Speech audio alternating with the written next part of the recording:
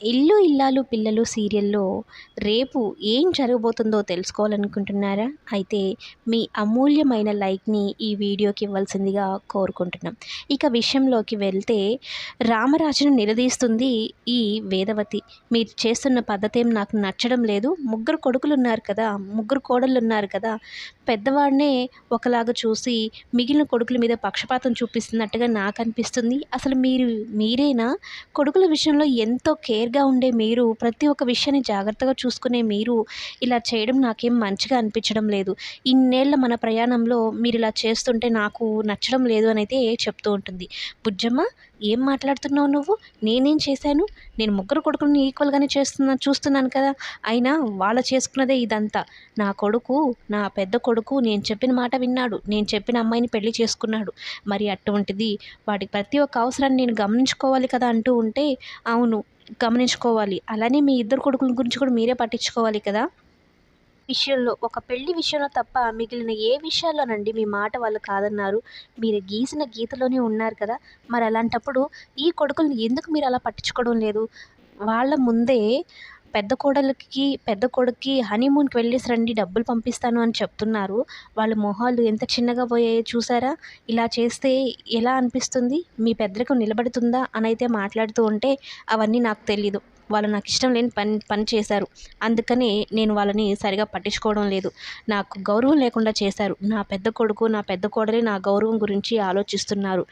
శ్రీవల్లి చూడు, ప్రతి ఒక్క విషయాన్ని, ఇంట్లో జరుగుతున్న ప్రతి ఒక్క విషయాన్ని బాధ్యతగా తీసుకొని నాకు చెప్పాల్సినవన్నీ చెప్తూ అలా ఉంది.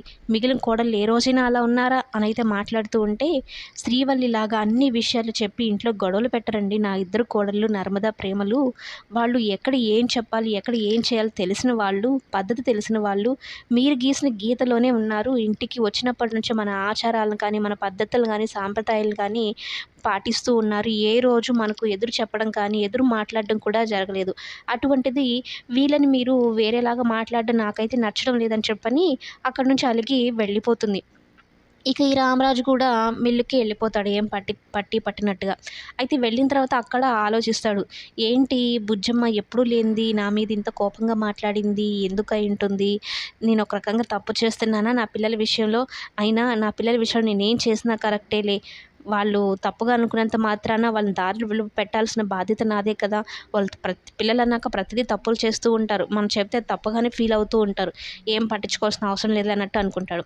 అయితే ఈ వేదవతి మాత్రం ఈ విషయాన్ని చాలా అంటే చాలా సీరియస్‌గా తీసుకుంటుంది. ఇంట్లో శ్రీవల్లి జ్వరం అది ఇది అని చెప్పిన అమ్మాయి ఎగిరికుంటూ గంతులేసుకుంటూ తిరుగుతూ ఉంటుందనమాట. అదేంటి శ్రీవల్లి, నీకు జ్వరం అని చెప్పావు కదా! ఉదయం వణుక్కుంటూ ఉన్నావు.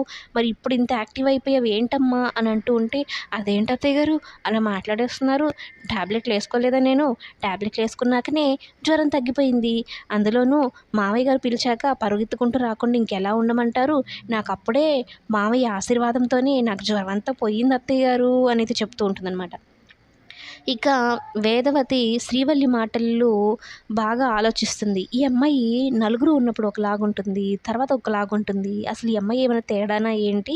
నేనే తప్పుగా అర్థం చేసుకుంటున్నానా అన్నట్టుగా. అయితే నర్మద అలాగే ప్రేమ దగ్గరికి వెళ్తుందనమాట వేదవతి. ఇక వాళ్ళు రండి అత్తయ్య గారు అన్నట్టు మాట్లాడుతుంటే, మీకు బాధగా ఉందా అంటే, ఎందుకు బాధ అని నర్మద అడుగుతుంది. అదేంటే మీకు బాధ లేదా? వాళ్ళిద్దరూ హనీమూన్‌కి వెళ్తున్నారు. మీ జంటలు మాత్రం హనీమూన్‌కి వెళ్ళడం లేదు. మీకు బాధ అనిపించడం లేదంటే, అదేం లేదు. ఏదైనా ఉంటే మీరు మా కోసమే ఆలోచిస్తారు కదా! వాళ్ళకి రీసెంట్‌గా పెళ్ళయింది. మాకెప్పుడో పెళ్ళయింది. వాళ్ళకి చిన్న చిన్న కోరికలుంటాయి గదా అత్తయ్య గారు! మేమేం అనుకోవడం లేదులే అంటే, నర్మద ఆలోచించిన తీరును కూడా వేదవతి ఎంత హ్యాపీగా ఫీల్ అవుతుందో. నిజంగా నర్మద ఎంత మంచి అమ్మాయి. మామూలుగా ఇంకెవరైనా అయితే వాళ్ళు మాత్రం పంపిస్తున్నారు, మమ్మల్ని పంపించడం లేదు. ఖచ్చితంగా శ్రీవల్లి అయితే ఇలానే గొడవ పెట్టుకుంటుంది. కానీ ఈ నర్మద మాత్రం ఇంట్లో వాళ్ళని అర్థం చేసుకుంది అని. ఇక ప్రేమ గురించి చెప్తే వాళ్ళిద్దరి మధ్యన ప్రేమే లేదు. ఇంక వీళ్ళ హనీమూన్ గురించి ఏం మాట్లాడతారులే అన్నట్టుగా అనుకుంటూ ఉంటుందనమాట. అయితే వేదవతి వెళ్ళిపోయిన తర్వాత నర్మద, ప్రేమలిద్దరూ మాట్లాడుకుంటారు. అక్క నిజం చెప్పు, నీకు బాధగా అనిపియడం లేదా అంటే, ఎందుకు ప్రేమ బాధ? ఏం అవసరం లేదు. శ్రీవల్లి గురించి మనకు తెలిసిందే కదా! ఏదో ఒకటి చేస్తూనే ఉంటుంది. ఇంట్లో పనులు తప్పించుకోవడం కోసమో, వాటి కోసమో, వీటి కోసమో ఏదో ఒక దొంగెత్తులేస్తూ ఉంటుంది కదా! అవన్నీ మనకు తెలిసినవే కదా! వదిలేసేయి అన్నట్టు చెప్తుందనమాట. అక్క, మనం కూడా హనీమూన్‌కి వెళ్తే ఎలా ఉంటుంది? ముగ్గురు జంటల్ని పంపిస్తే బావుంటుంది కదా! అంటే అది జరగని పనిలే అని నర్మద చెప్తుంది. ఏమో, ఒకవేళ మన అత్తయ్యే మామయ్యతో మాట్లాడి మనల్ని కూడా హనీమూన్‌కి పంపిస్తారేమో అంటే, వామ్మో! మన మామయ్య పంపిస్తాడనుకుంటున్నావా? నిన్నేమో మాకు తెలీదు కానీ, ఖచ్చితంగా సాగర్‌నయితే నాతోటి పంపించరు. ఎందుకంటే రైస్ మిల్ ఏమైపోవాలి, 4 రోజులు పెళ్ళప్పుడు హడావిడి జరిగితేనే రైస్ మిల్‌కి రాలేదని చాలా గొడవ చేశారు. అందులో ఫోన్ లిఫ్ట్ చేస్తేనే గందరగోళం చేశాడు. ఇంకా హనీమూన్ అంటే ఇంకేమన్నానా? హనీమూన్‌కి వెళ్ళినా కూడా ఫోన్ల మీద ఫోన్‌లొస్తూనే ఉంటాయి. సాగర్ ఆ ఫోన్ చూడగానే భయపడిపోతూ ఉంటాడు. అవసరమా ఇవన్నీ? ఏదో ఇంట్లో ఉన్నాం కదా! చాలులే మనకెందుకులే ఇవి అన్నట్టు మాట్లాడుతుంది. ఇంతకీ నన్నడుగుతున్నావు కానీ ప్రేమ, నీకు వెళ్ళాలనిపిస్తుంది కదా ధీరజ్‌తో హనీమూన్‌కి అంటే, అక్క అదేంటి అలా మాట్లాడతావు? నేను చెప్పానా నేను వెళ్ళాలని ఉంది అని అంటే, లేదులే నాకు తెలుసులే చెల్లి, నీకు ఉంది కదా హనీమూన్‌కి వెళ్ళాలని, అత్తయ్యతో చెప్పి రికమెండ్ చేయనా అంటే, అలాంటిదేం అవసరం లేదులే అక్క. నేనేదో ఊరికే క్యాజువల్‌గా అన్నాను. పో అక్క, ప్రతీదీ నువ్వు ఇలాగే చేస్తావు అని అంటూ సిగ్గుపడుతూ ఉంటుందనమాట. ప్రేమ, నువ్వు ధీరజ్‌ని ప్రేమిస్తున్న విషయం అది నాకు బాగా తెలిసిపోయింది. నువ్వు ఇంకెన్ని సార్లు దాచాలన్నా కూడా అది ఇంక జరగదులే కానీ, మీ ఇద్దరికి కూడా ఉంటుంది కదా! మీ ఇద్దరు రీసెంట్‌గానే కదా పెళ్ళయింది. హనీమూన్‌కి వెళ్ళాలని, భర్తతో టైమ్ స్పెండ్ చేయాలని. అంటే నాకిప్పుడైతే అలాంటి కోరికలేం లేవు కనుక, ధీరజ్ లైఫ్‌లో సెటిల్ అవ్వాలి. వాళ్ళ నాన్నతో ధీరజ్ గ్రేట్ అనిపించుకోవాలి. అదొక్క కోరికే ఉంది. ప్రతిసారి తక్కువ చేసి మాట్లాడుతూ ఉంటే చాలా బాధగా అనిపిస్తుందక్క. అందుకనే ధీరజ్ త్వరగా సెటిల్ అయిపోవాలి. బాగా చదువుకొని మంచి జాబ్ తెచ్చుకొని సెటిల్ అయిపోవాలి. తన డ్రీమ్ ఏంటి అంటే ఒక ఇల్లు కట్టాలని. ఆ ఇంట్లో మాకిష్టం వచ్చినట్లు మేము ఉండాలని.